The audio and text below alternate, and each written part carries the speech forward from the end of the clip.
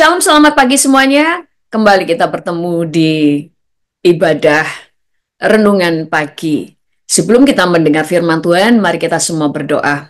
Terima kasih Tuhan Yesus, kami diizinkan untuk mendengar firman Tuhan-Mu kembali, sehingga satu hari ini kami selalu dapat sehingga kami mendapatkan makanan rohani bagi roh dan jiwa kami.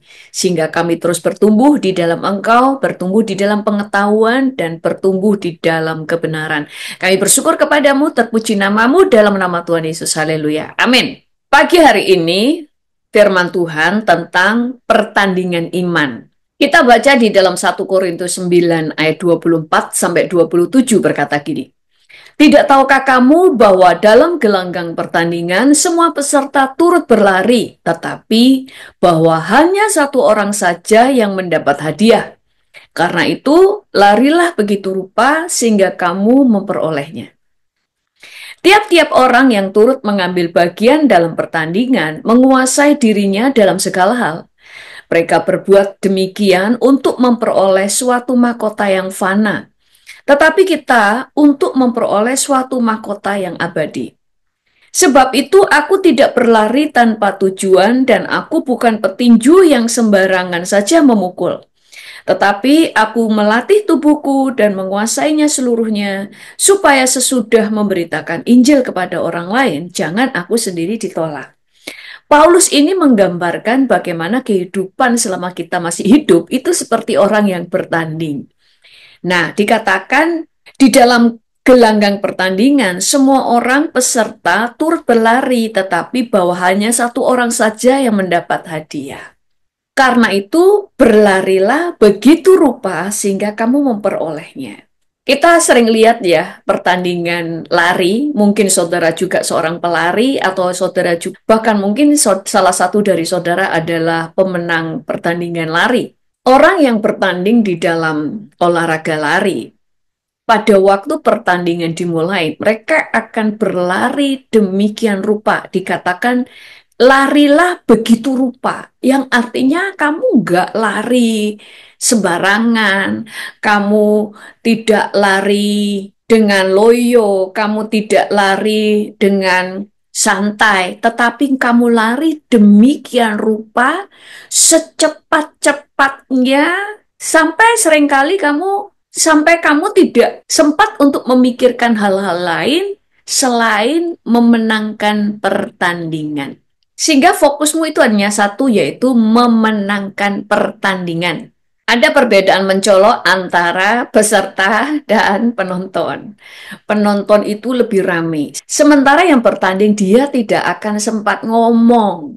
Nggak sempat memikirkan hal-hal yang lain, kecuali menang. Sementara peserta, mereka masih bisa sambil makan, sambil teriak-teriak, sambil mencaci maki kalau jagoannya larinya kurang cepat. Mereka bisa mencaci maki kalau jagoannya kalah. Mereka bahkan teriak-teriak kalau jagoannya pada waktu lari hampir-hampir kalah. Mereka akan komentarnya banyak, lebih rame. Sementara orang yang di dalam pertandingan, dia nggak sempat mikir yang lain kecuali menang. Di dalam pertandingan, banyak orang lebih memilih menjadi penonton.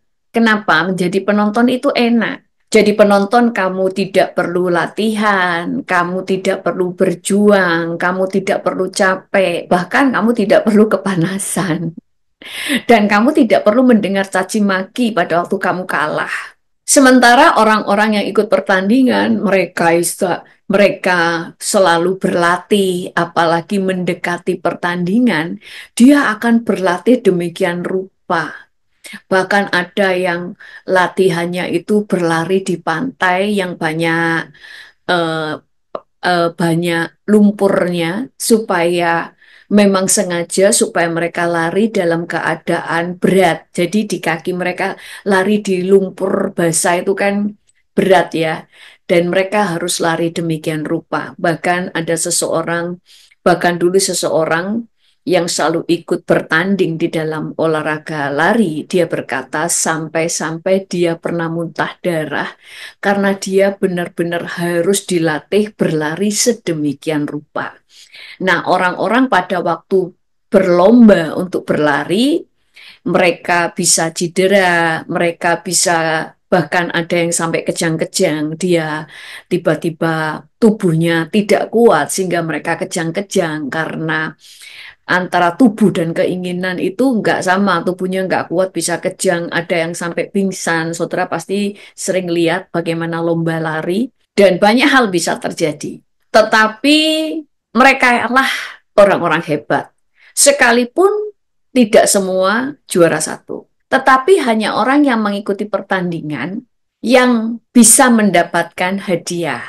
Makanya dulu ada seorang yang mendapatkan mimpi dari Tuhan, bagaimana anak-anak Tuhan semuanya bertanding di pertandingan renang ya, bertanding renang. Semua orang berenang dan di kanan kirinya banyak penonton. Seperti biasa penonton-penonton akan berteriak mendukung jagoannya, sementara yang bukan jagoannya mereka akan maki-maki supaya jagoannya kalah. Jadi itu riuh rendah suara-suara itu sehingga teman saya ini waktu berlomba berlari itu aduh riuh semuanya sampai dia itu bising ya. Tapi begitu dia melihat dari jauh Yesus itu tangannya melambai-lambai, ayo teruskan, teruskan. Itu Yesus itu kayak seorang bapak yang menunggu anaknya di seberang sana di garis finish. Sehingga kemudian teman saya ini kemudian dia berenang tuh dia fokusnya adalah melihat Yesus. Waktu dia fokus melihat Yesus, suara-suara itu jadi mengecil, jadi memang kedengaran ada suara, tapi nggak jelas mereka ngomong apa. Kenapa? Karena fokusnya sekarang adalah kepada Tuhan Yesus yang menanti dia di garis finish. Sehingga suara-suara itu menjadi mulai tidak terdengar. Terdengarnya sayup-sayup dan nggak jelas mereka ngomong apa. Dan dia memang tidak sempat mikirin dia itu ngomong apa ya. Nah ini kalau kita itu jadi penonton, kita akan sempat dengerin orang ngomong apa di sebelah kita. Dia langsung berenang sampai garis finish itu dia diangkat Tuhan dan dipeluk seperti seorang bapak yang bangga melihat anaknya menang. Dan Yesus waktu memeluk itu dia berkata, yang terpenting bukan menjadi juara satu, tetapi yang terpenting adalah kamu mencapai garis finish. Nah, pertandingan ini pertandingan apa sih? Saudara, Tuhan itu mau kita itu berbuah kan? Tuhan ingin kita menjadi berkat, kita berbuah. Jadi, bertanding ini gimana? Seringkali kamu tidak sedang bertanding dengan orang lain, tetapi bertanding dengan diri sendiri dulu. Tuhan itu menggambarkan kita itu sebagai pelari. Kita harus lari sedemikian rupa sampai mencapai garis finish. Saudara, waktu kita lari, para pelari itu diberi pakaian yang sangat enak untuk dibuat lari. Makanya tidak ada pelari yang memakai kain kebaya. Tidak ada orang yang berlari pakai sarung. Tidak ada orang yang lari memakai rok panjang ala India dan sebagainya. Tetapi mereka berlari dengan pakaian-pakaian yang sangat praktis sehingga mereka bisa berlari dengan cepat. Mereka tidak membawa ransel, mereka tidak membawa barang-barang. Yang cewek tidak memakai anting-anting, tidak memakai perhiasan, tidak memakai bando, dan sebagainya.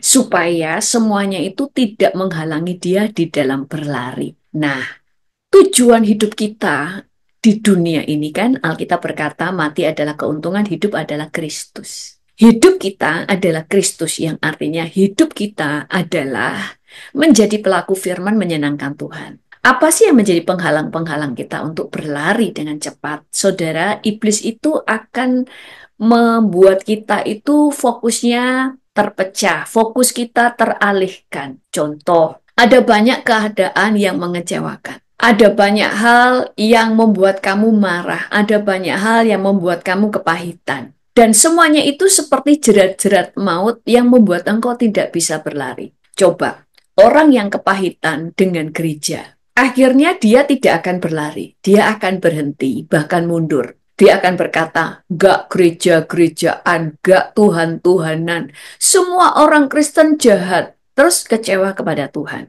Kemudian ada orang-orang yang dikecewakan dengan orang yang dia cintai. Misalnya saudara punya seseorang suami atau istri atau sahabat atau anak yang sangat saudara cintai dan mereka mengecewakan. Akhirnya dia membangun tembok dan dia tidak lagi mau mengasihi orang. Sehingga dia berhenti. Ada orang-orang yang pernah dikecewakan dengan orang-orang yang dia percaya. Sehingga kemudian dia tidak mempercayai siapapun. Nah, semua ini adalah jerat bagi kita untuk berlari karena kita mulai punya mental block. Misalnya, semua orang tidak bisa dipercaya. Semua orang mengecewakan. Kita punya mental block bahwa semua orang Kristen itu jahat. Padahal tidak semua orang Kristen jahat. Mungkin saudara kepahitan dengan satu dua orang yang kebetulan dia mungkin pelayan Tuhan. Sehingga kemudian punya mental block bahwa gereja jahat. Dulu ada seseorang, dia itu nggak suka dengan orang Kristen, dia nggak suka dengan gereja. Waktu ditanya dia ngomong bahwa saya nggak suka dengan orang Kristen. Karena orang Kristen itu munafik. Saya kepahitan dengan orang Kristen. Terus saya tegur dia, kenapa? Selalu bertahun-tahun dari sebelum menikah sampai menikah, selalu dia berkata nggak mau ke gereja karena kepahitan dengan orang Kristen. Terus saya ngomong sama dia itu menikah dengan seorang istri. Istrinya baik sekali melayani dia, nggak ngamuan, pokoknya baik sekali menerima dia apa adanya. Padahal dia itu orangnya ya agak-agak sensitif, baperan. Dia seorang suami yang baperan, ya nggak cuma dengan istri tapi dengan orang lain juga. Orangnya baik tapi baperan. Nah, terus saya ngomong sama dia, kamu menikah, istrimu baik nggak? Baik, baik banget malah. Oke, dia Kristen atau agama lain? Kristen. Terus kita itu sering mau dan dia itu selalu ngomong. Dan kita ini adalah grup sahabat lah ya, pertemanan. Sehingga kita kalau jalan-jalan, kita ajak dia. Kita sering mengutamakan dia. Kemudian ulang tahun kita rayakan, kita berikan surprise. Sampai dia ngomong bahwa dia paling suka bergaul dengan kami. Bahwa anak-anaknya di sini baik. Bahkan dia ngomong beberapa orang dia anggap kokonya karena baik sekali. Dianggap saudara karena semua baik. Langsung saya itu, terus saya ngomong sama dia ini. Kamu bergaul dengan kita ini kan Kristen semua. Dan kamu berkata kamu suka berkumpul dengan kita. Si A ini kamu anggap kukumu karena orang itu dewasa dengan sangat baik kepada kamu. Bahkan ada beberapa orang kamu anggap saudara karena mereka semuanya itu baik dan care dengan kamu. Dan mereka semuanya itu Kristen. Dan kamu tetap berkata kepahitan dengan orang Kristen. Dan kamu tetap berkata kamu kepahitan dengan gereja. Karena orang Kristen mengecewakan. Padahal istrimu adalah orang Kristen. Dan orang-orang di sekitarmu yang saat ini juga orang Kristen.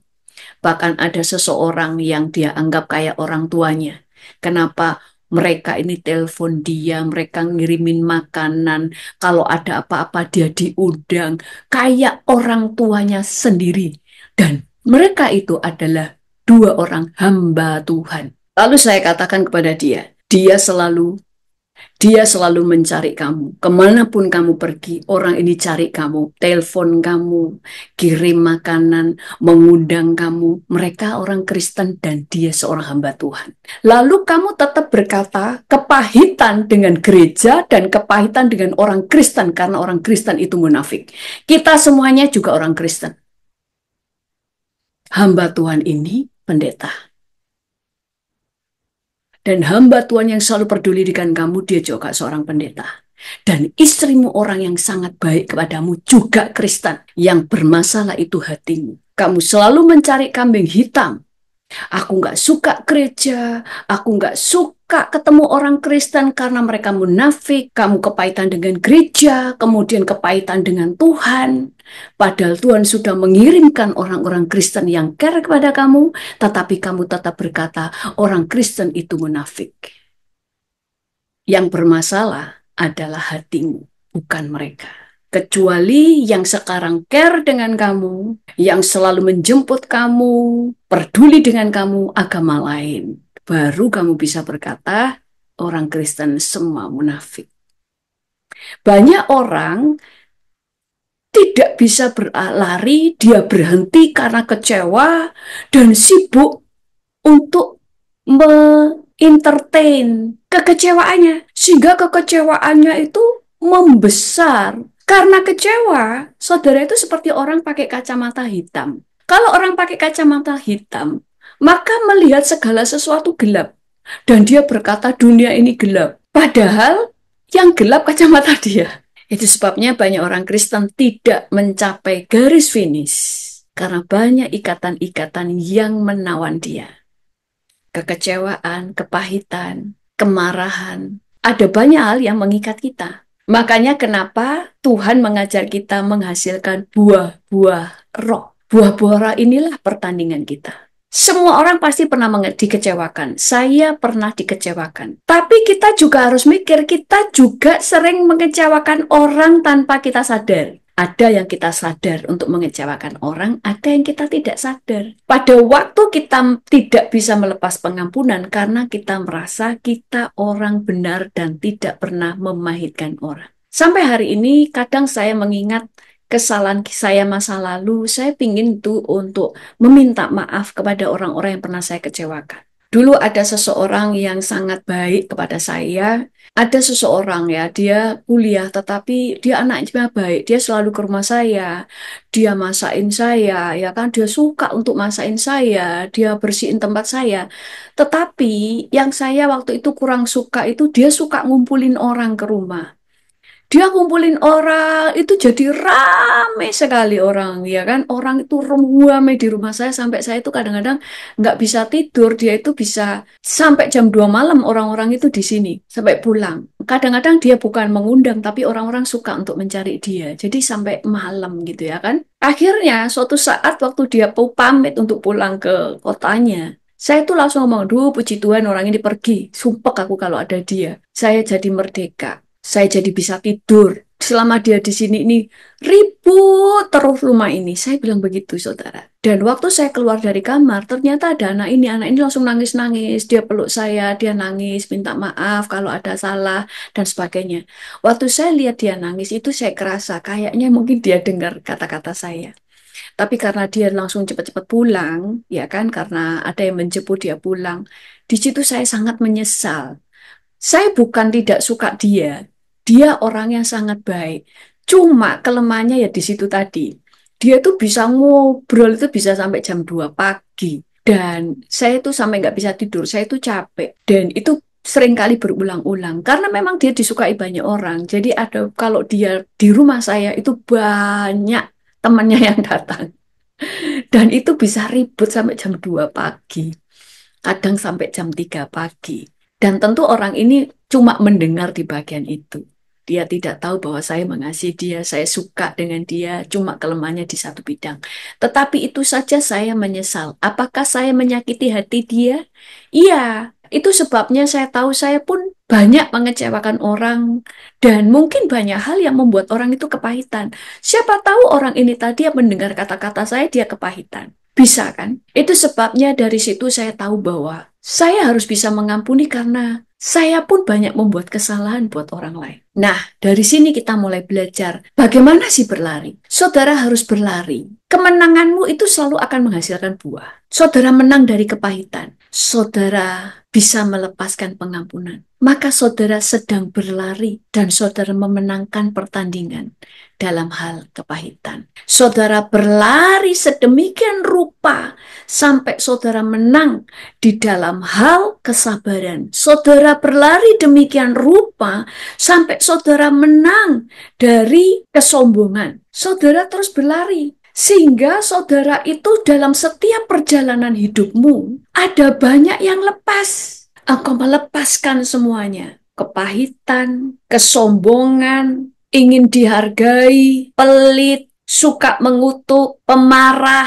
segala macam ikatan. Saudara berlari demikian rupa sampai garis finish. Karena kalau engkau tidak melepaskan semuanya itu, saudara tidak akan mencapai garis finish. Ada seseorang yang bermimpi tentang rapture. itu seperti sedang dijemput oleh kereta yang cepat. Ayo, ayo lari, nanti terlambat. Orang ini mau lari, terus dia ingat dengan sepatunya, hal kecil. Terus dia, oh sebentar, sepatuku.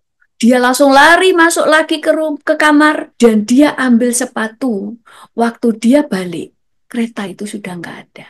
Yang artinya, kamu berlari sedemikian rupa, lupakan apa yang di belakang. Lepaskan apa yang menjerat kamu. Jangan disayang-sayang. Bagaimana lepas dari pahit, bagaimana lepas dari kekecewaan, bagaimana lepas dari trauma. Pikirkanlah bahwa engkau tidak bisa mengubah apa yang di belakang. Semakin engkau pegang, engkau akan tertinggal di belakang.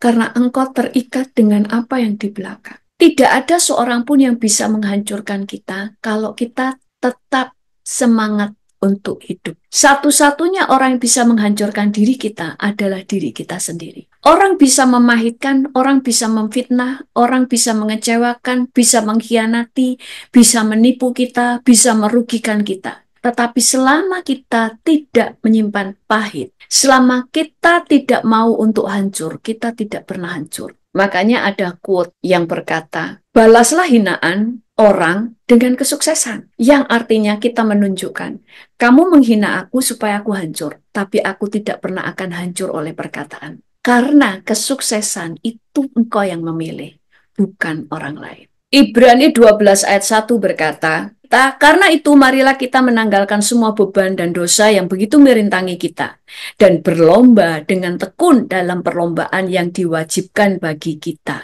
Apa yang bisa mengikat kita, yang membuat kita tidak mencapai garis finish? Dosa.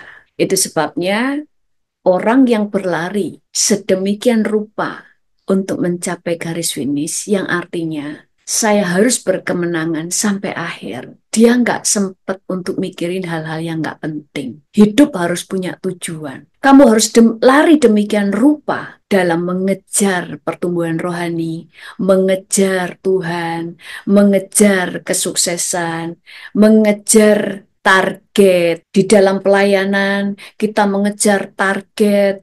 Bagaimana kita semakin hari bisa lebih baik, lebih dipercaya, bagaimana semakin hari kita semakin diurapi, bagaimana semakin hari kita semakin berpengetahuan, bagaimana semakin hari kita semakin bijaksana, bagaimana pelayanan kita diperluas, bagaimana usaha kita diperluas, dan sebagainya. Itu yang membuat kita terus berlari demikian rupa sehingga engkau tidak sempat untuk memikirkan hal-hal yang tidak penting. Tulis di chat, aku mau berlari sedemikian rupa sampai mencapai garis finish. Yang kedua, aku melepaskan semua yang di belakangku. Karena yang di belakang nggak bisa dirubah.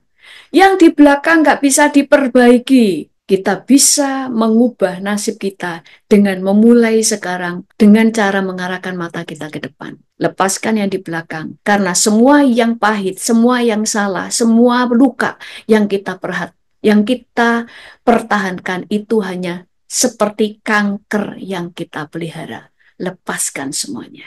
Mari kita berdoa. Tuhan, hamba-Mu berdoa, biarlah setiap anak-anak-Mu Tuhan bisa berlari-lari sampai akhir mereka mencapai garis finish.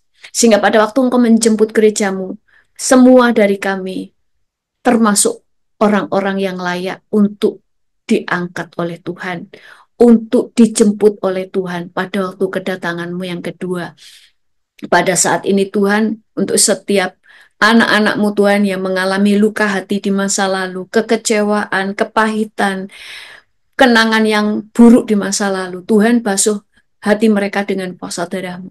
Berikan mereka kekuatan untuk melepaskan pengampunan dan mereka bisa move on dari masa lalunya. Berikan mereka hati yang mampu untuk keluar dari kepahitan dan trauma mereka. Karena kami percaya Engkau adalah kekuatan bagi anak-anak-Mu. Dan pada saat ini Tuhan, Engkau yang memberkati mereka. Biarlah Engkau Tuhan yang mengangkat mereka dari jerat masa lalu. Dan kami bersatu hati, kami mencabut setiap akar pahit dan memori yang pahit yang ada pada anak-anakmu, kami cabut di dalam nama Tuhan Yesus sampai ke akar-akarnya, tidak bersisa dalam nama Yesus. Dan basuh mereka Tuhan Yesus dengan kuasa darah-Mu. Hati mereka dibasuh, pikiran mereka dibasuh dalam nama Yesus. Dan berikan mereka kekuatan untuk berlari, berikan mereka kekuatan untuk fokus ke depan, berikan mereka kekuatan Tuhan Yesus untuk melepaskan pengampunan dan move on dari masa lalunya.